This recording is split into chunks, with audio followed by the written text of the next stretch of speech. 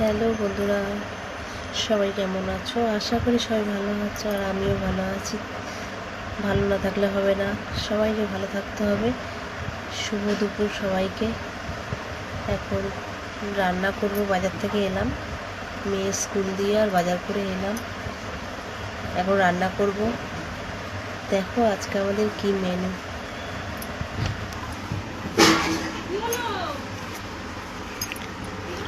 উচ্ছে পেঁয়াজ ভাজবো, বাঁধাকপি হবে, মাছের মাথা দিয়ে বাঁধাকপি, আর এখানে আছে বেলে মাছ।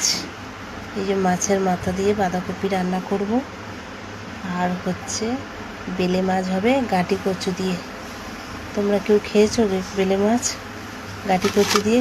খেয়ে দেখো কেমন লাগে। আজকের এই মেনু। এখন রান্না করব, মেয়ের স্কুলে আনতে যাবো, অনেক কাজ।